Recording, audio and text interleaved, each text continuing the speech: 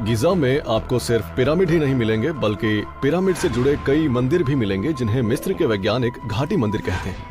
आप कोई विशेषज्ञ नहीं है, फिर भी समझ जाएंगे कि वहां कुछ ऐसा है जो नॉर्मल नहीं है।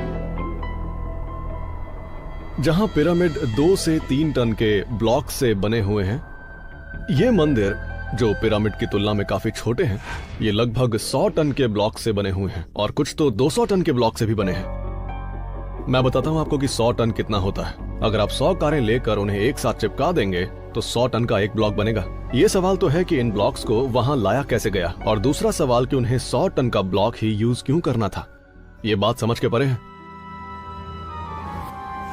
पहाड़ी जितने बड़े ग्रेनाइट ब्लॉक से कुछ बनाने का कोई कारण नहीं मिलता।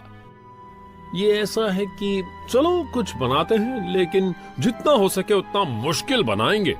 मुझे ये इसलिए यकीन है कि सोफिस्टिकेटेड टेक्नोलॉजी काम में ली गई थी इन चट्टानों को बनाने के लिए, क्योंकि अगर हम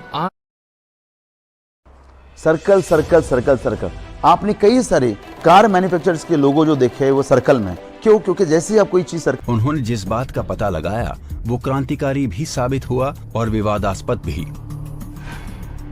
अगर आप गीजा के पठार और उन सभी पत्थरों को देखें जो उन्होंने ग्रेट पिरामिड, काफ्रे के पिरामिड, मेनकारे के पिरामिड में लगाए हैं, अकेले ग्रेट पिरामिड में ही पत्थर के 25 लाख ब्लॉक्स लगे हैं। उन्हें सही साइज में काटकर सही जगह पर लगाने के लिए उनके पास जरूर अच्छे साधन होंगे। उनके पास साइट पर कोई रहता होगा जो कहता होगा कि मुझे इस साइज के ही ब्लॉक्स चाहिए, और फिर उस साइज का ब्लॉक काटा जाता होगा और फिर उसे लगाया जाता होगा।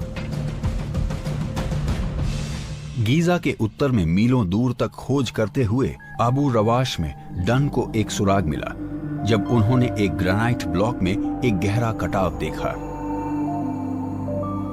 जब मैंने पहली बार इसे देखा तो समझ नहीं पाया कि ये कैसे किया होगा। कई दिनों तक मैं इसी उलझन में घूमता रहा। कभी कभी सुबह 3 बजे उठकर सिर खुजाते हुए सोचता रहा कि उन्होंने ये कट कैसे किया होगा, और आखिरकार महसूस हुआ मुझे कि एक ही तरीके से वो उसको कट कर सकते थे, ऐसी एक आरी से जिसका डायामीटर कम से कम 35 फीट हो। इस सिद्धांत का कि प्राचीन इजिप्शियंस विशाल आरी काम में लेते थे, मेन स्ट्रीम आर्कियोलॉजिस्ट ने बहुत प्रतिरोध किया। हालांकि डन इस बात पर दृढ़ थे।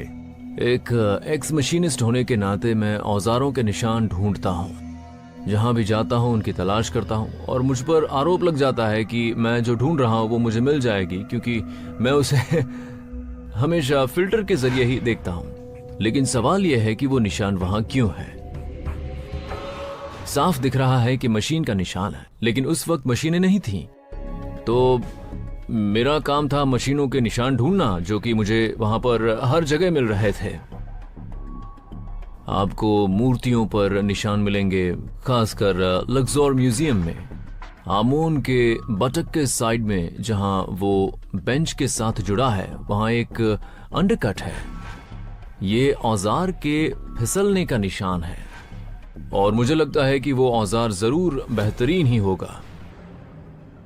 डन का ये भी मानना है कि गीजा में जमीन में बने बड़े गड्ढे नाव के गड्ढे नहीं हैं, जैसा कि मेन स्ट्रीम आर्कियोलॉजिस्ट का दावा है, लेकिन असल में ये 35 फुट आरी रखने के लिए काम में लिए जाते थे। मेरे अंदाजे से वहां पर आरी के गड्ढे थे। इन गड्ढों में आरी रखी जाती होगी, जिनसे उन पत्थरों को काटा जाता होगा जिनसे पिरामिड बनना होगा। एक और रहस्य है कि कैसे इन बड़े पत्थरों को ऊपर उठाया गया और किसी सटीक जगह पर रखा गया। मॉडर्न कंस्ट्रक्शन में हम देख सकते हैं कि बड़ी बिल्डिंग्स बनाने के लिए आपको बड़े औजार बनाने पड़ते हैं, जिससे बड़ी बिल्डिंग्स बनाना आसान हो जाता है। और ये ऐसी बात है जिस पर आर्कियोलॉजी ने कभी ध्यान नहीं दिया। दुनिया में 3 सबसे बड़े मानव निर्मित पत्थर लेबनान के बॉलबेक में टेम्पल ऑफ जुपिटर में मिलते हैं।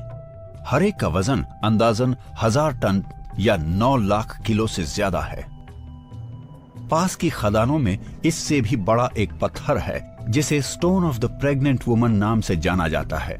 इस विशाल रेक्टेंगुलर ब्लॉक का वजन करीब 11 लाख किलोग्राम है।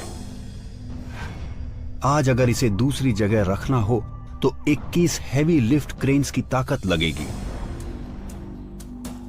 अगर हम कंस्ट्रक्शन इंडस्ट्री की बात करें तो अगर कहीं कोई प्रोजेक्ट चल रहा है, खास तौर पर कहीं दूर दराज पहाड़ी इलाकों में, तो उस मशीनरी को वहां कैसे लेकर जाएंगे आप? ये क्रेन्स और बाकी सब चीजें, वो सब इतनी भारी होती हैं कि इन्हें उस हाइट पर ले जाना असल में पॉसिबल ही नहीं है।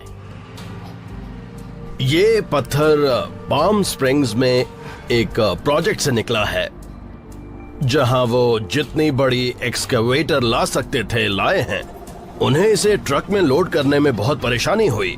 ये 5 टन से ज्यादा का है, करीब 5000 किलो का। मेगालिथिक टर्म्स में छोटा, लेकिन मॉडर्न मशीनरी से हैंडल करना मुश्किल है। हमें ये बात माननी पड़ेगी कि जिन्होंने पिरामिड बनाए उनके पास पहिए नहीं थे, चरखी नहीं थी, उनके पास लोहा नहीं था, मतलब कुछ भी नहीं था। उनके पास सिर्फ इंसानी ताकत थी और रस्सियां थीं। लेकिन ये बात उन सबूतों से मेल नहीं खाती जो हमें मिले हैं। मैंने ऊपरी इजिप्ट में पुलिंग ऑपरेशन किया है। इस प्रोजेक्ट की अलग अलग स्टेजेस में हजारों लोग शामिल थे। पत्थर के बहुत नाजुक टुकड़ों को ढोने के लिए, जिनका वजन हजारों नहीं तो सैकड़ों टन तो होगा।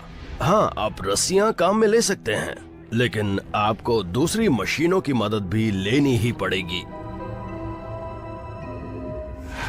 लेकिन अगर प्राचीन सभ्यताओं के पास आधुनिक मशीनरी नहीं थी, तो वो मेगाटन पत्थरों को कैसे उठाते और ले जाते थे? कुछ का मानना है कि उन्हें दूसरे ग्रह के लोगों ने तकनीकी मदद दी थी। आपको खुद से पूछना होगा, क्यों वो ऐसा कुछ करने की कोशिश करेंगे जो इतना ज्यादा मुश्किल है? तो वो ऐसा क्यों? खदान से बिल्डिंग साइट तक कैसे पहुंचाया गया होगा, इसका एक बहुत ही छोटा विवरण हमें मिलता है। ये हम देख सकते हैं, मास्टर बिल्डर्स के पास कुछ ऐसा था कि वो किसी तरह की चीज पत्थरों पर डालते थे, जो कि कोई सफेद चीज थी और वो कागज जैसी चीज थी, और उसके ऊपर लिखते थे, और फिर वो पत्थर के ब्लॉक को धक्का देते और वो 6 फीट आगे बढ़ जाता, जैसे कोई जादू हुआ हो। तो क्या इतने सारे पत्थर जादू से उठाए गए थे? नहीं, कोई टेक्नोलॉजी यूज हुई थी। और वो टेक्नोलॉजी क्या रही होगी? इतने सारे बड़े पत्थरों को ले जाने के लिए उन्हें उठाना पड़ा होगा। उन्हें किसी तरह वेटलेस बनाकर फिर किसी तरह की डिवाइस से हवा में उन्हें चलाया होगा। शायद कोई हाथ में पकड़ने की ऐसी डिवाइस, ठीक वैसे ही जैसे बीम वेपन होता है। प्राचीन मनुष्यों का बड़े बड़े ब्लॉक्स को हिलाने का तरीका सिर्फ एक रहस्य है। एक और रहस्य है उनके राजमिस्त्रियों की तकनीक का। पूर्व ऐतिहासिक सभ्यताओं ने कठोर ग्रेनाइट में इस तरह के मुश्किल डिजाइन पैटर्न को कैसे बनाया होगा?